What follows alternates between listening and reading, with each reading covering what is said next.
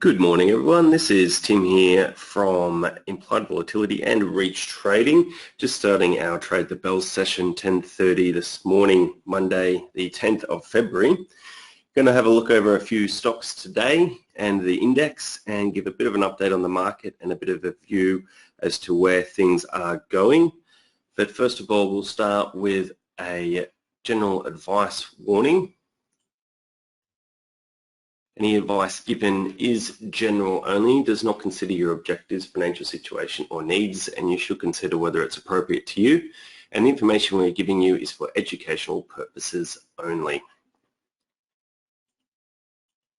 So we'll start by having a look at the index. Today it has opened a little bit lower and it looks like it's right on that support line at 7,000. For the session, we'll be looking at whether it can sustain a price level above that support line and be looking to see whether there is any buying pressure that might come into the market a little bit later today. There is some Chinese data coming out today, their producer price index, based on this year compared to last year, and also the inflation rate month on month and year on year for China as well. So we'll be having a look at the Chinese market today when that data comes out as well. It's been an interesting market over the last couple of weeks.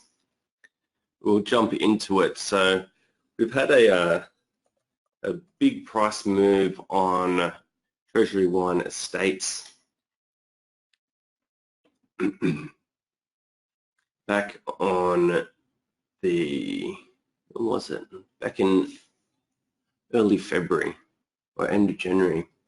And it was quite a significant fall. It was about over a 20% fall, and the market seems to have had a single day of rebounding and then continue to trade a bit lower in the coming days.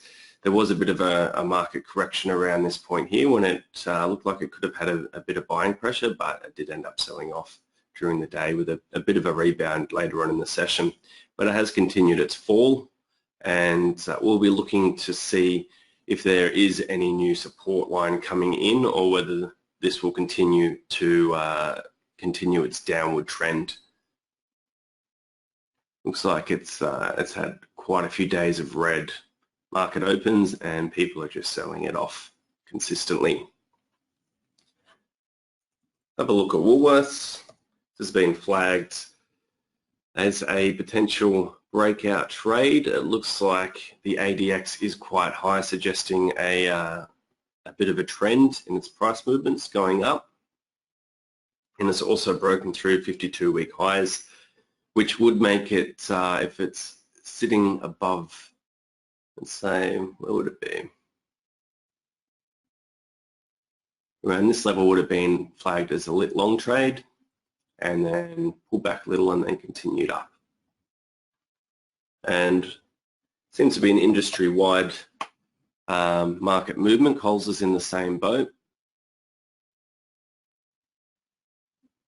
Could have been flagged for a lit long trade roughly around the same time around here, and then pulled back a little bit and then has continued forward and is now sitting at basically right near all-time highs. We have a look at Ansell. Ansell was flagged for a lit long trade around this part here, mid-January, and it has continued slow and steady, continued rising slowly and steadily, and it has pulled back a little bit from this resistance level around the $33 mark, and it looks like it's had a bit of a fall today. So we'll be watching which direction it will go from here. There is a bit of a distance still to that 50-day moving average, and we'll be watching whether it does pull back or whether it has a bit of a rebound. It continues its growth trajectory that it was showing all throughout January.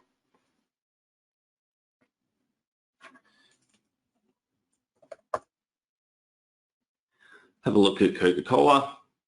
So Coca-Cola has been slow and steady in its price action. It seems like it's always getting quite close to becoming a breakout trade, and then it will just maintain price action around a certain point, as it did between November and December. as well as end of August and early September. The same sort of behavior is happening at the moment. We'd probably be looking for some more real buying power at this support or at this resistance level, or this $12 level, where there's a lot of price activity. When the stock is falling a bit below, you can see the green coming in, but if it trades a little bit higher, you see the sellers coming in too. So we need more of a full picture of buying pressure, being able to push through those resistance levels at $12 for that to be a convincing buy.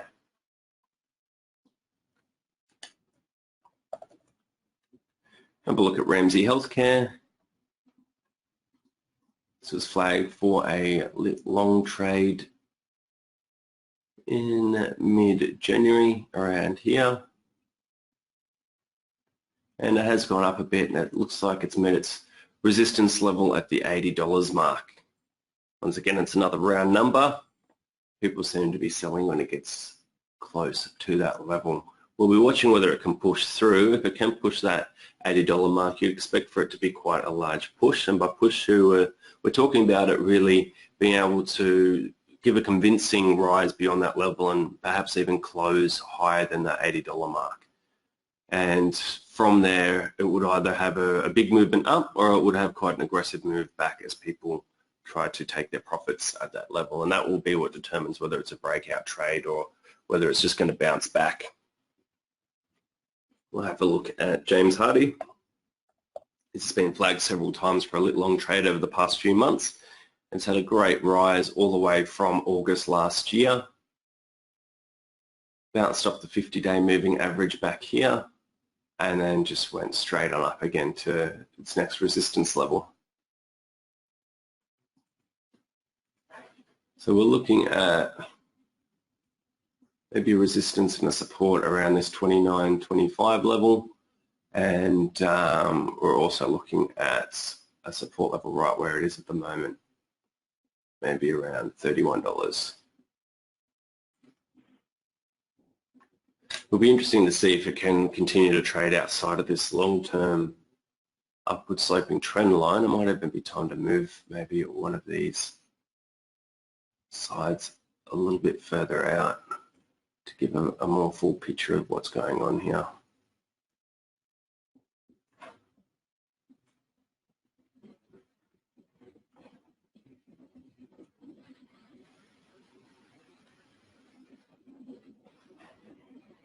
There we go.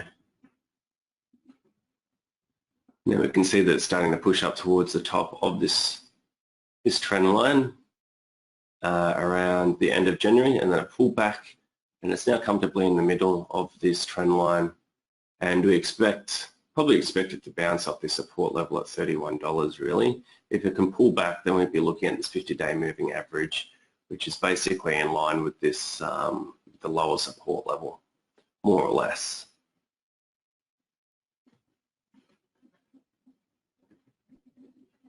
We'll see what happens with James Hardie. It's had a really good run so far, so how much steam does it really have left to go? So we've got the iron ore prices pulled back a bit down to $78.60 US. So I'll have a look at a couple of the big miners and FMG as well. You can see FMG's had a bit of a pullback. It had a tremendous rise during this period, and it was quite a fast pullback from its all-time highs near the $13 mark.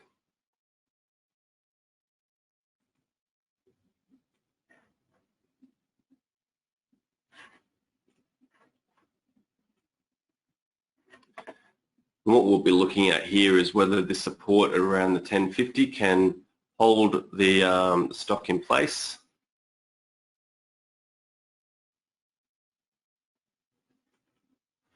Probably 1060 really, but I might move that up slightly. Yeah, around 1060. So it seems to be a fairly strong support level right before it had its big price move, pull back, and now it's around the same level. It has fallen below the 50-day moving average, which is a little bit worrying, but we'll see if it can push through this $10.60 mark during this session. But of course, you'd expect this to happen with a big move in the iron ore price that maybe FMG would have a bit of a pullback, bit of a lower level of sentiment in the market. BHP has followed a similar pattern. It has pulled back as well. It's gapping all over the place. It seems to be a bit erratic at the moment. The ADX, it's right below 20 right now. So there's no real direction in these movements. You can see that it's just going up and down, up and down. It looks like it's somewhat bounced off the 50-day moving average here. It's hanging around the 200-day moving average at the moment. We'll see where it closes, whether it's above or below this 200-day moving average. This could be defining the price movements over the next week or so, where it ends up, on which side of this 200-day moving average it ends up on. We'll have a look at Rio as well. Similar price action. Industry has pulled back, bounced off the 200-day MA, and looks like it's starting to trade back towards its 200-day moving average again. We'll see if it can maintain this price action between the 50-day moving average and the 200-day moving average.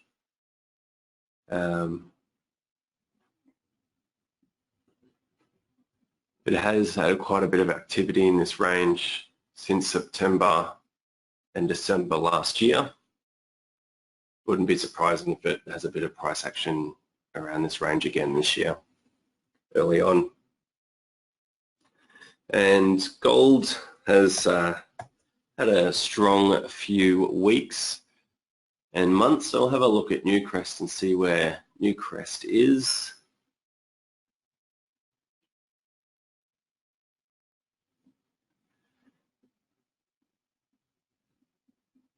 So it looks to be doing a somewhat of a range trade at the moment.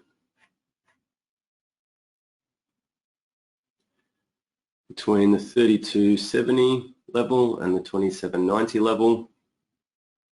Wouldn't be surprised if it goes a little bit outside of that range, but that seems to be where it's at the moment. And it's now below both the 200-day moving average and the 50-day moving average. It looks like it's a bit of a swing up. We'll see if it can be a sustained swing up and come back towards this higher resistance level at 32.70. But we would expect to see some kind of support here at this 27.92 level. During December, it was a fairly strong support level, and there was quite a bit of price action there to have a convincing bout of buying pressure to push it away. But it did happen, and then the sellers came in quite quickly at this 32.70 mark. Have a look at another one here. Suncorp's been an interesting stock to watch trading range.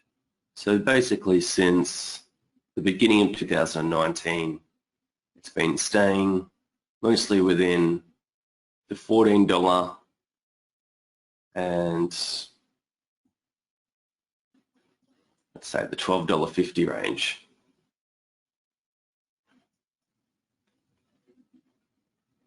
We're right towards the lower end of this range now, towards the $12.50 level, pretty much on it today.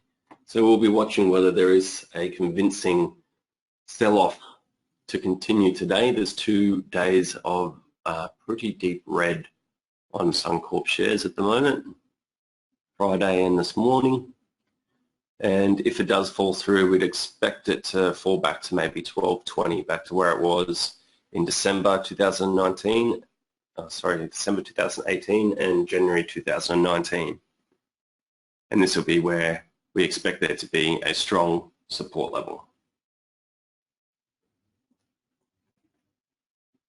But if it doesn't, if the selling pressure doesn't push it all the way down to $12.20, then we'd be looking for, based on previous price history, probably a quick move back towards the 50-day moving average at least.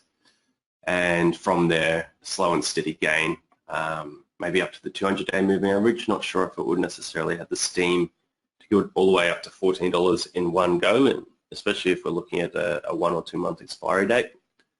But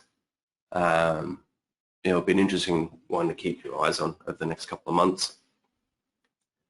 Have a look at Westpac. Notorious for its Austrac scandal, as well as being a Big Four bank. I'm not sure what it's more known for these days. But we're looking at a strong support at the 24 mark. It seems to be quite a bit of selling pressure at the, let's say, 25 mark, more or less. And until we have more news coming out as to what is going on with Westpac, it's quite likely that it will maintain its trading range for a period of time. There's no real reason for buyers to necessarily come back into this stock at this stage. The financial services industry as a whole can be doing quite well. CommBank is doing quite well, but Westpac seems to be the big loser at the moment, which is going a little bit behind the other banks, and there's still a lot of questions about the direction of the business going forward and what the outcome is of the Austrac scandal, whether they're going to have to raise more capital or how much more capital they're going to have to raise, how much that's going to dilute the current shareholdings. So it's there is a bit of risk there, but once again, something interesting.